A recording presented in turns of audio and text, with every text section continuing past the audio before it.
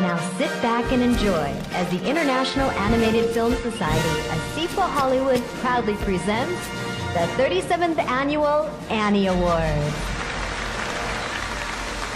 Now please welcome longtime Disney producer Don Hahn.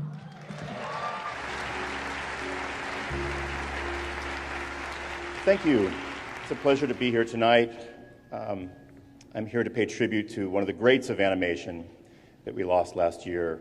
It's a gentleman who never drew a frame of film, never did a voice, never painted a background, never composed any music, but most of us here tonight are here because of the great work and patronage of Roy Disney.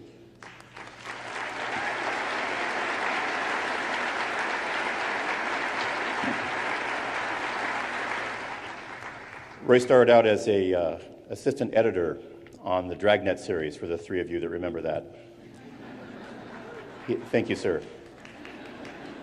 He went on to produce and direct a series of nature films for Disney, and even though he had an extremely famous uncle and dad, he worked his way up through the ranks as a filmmaker. And it wasn't until 1984 where he had a chance to really affect the animation industry forever. That year, corporate raiders, Saul Steinberg and others, were circling Disney, and they wanted to buy the company and break it up, sell it in its parts for a profit.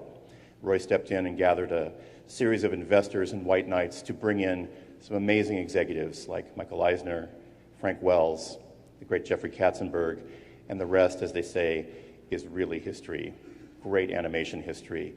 It created a renaissance, and from that point on, movies like Beauty and the Beast, Aladdin, Pixar films, one of the first checks that went to Pixar came from Roy Disney's patronage of the CAP system, and so many others came out of that wonderful renaissance of the 80s and 90s, and from the great work of Roy Disney.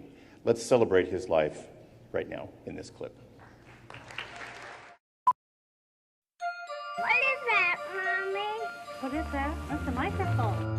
When I was a little tiny kid, my mother used to leave me off at my dad's office to babysit me.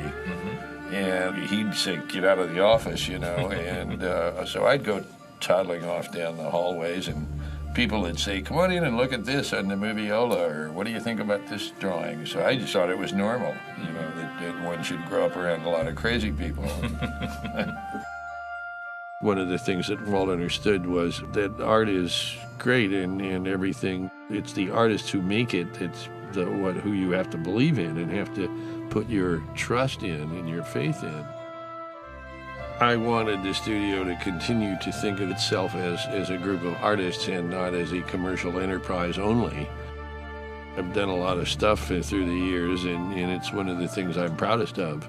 You have made a promise to do one film a year, is that it? Well, Roy made it. So we jointly made that one.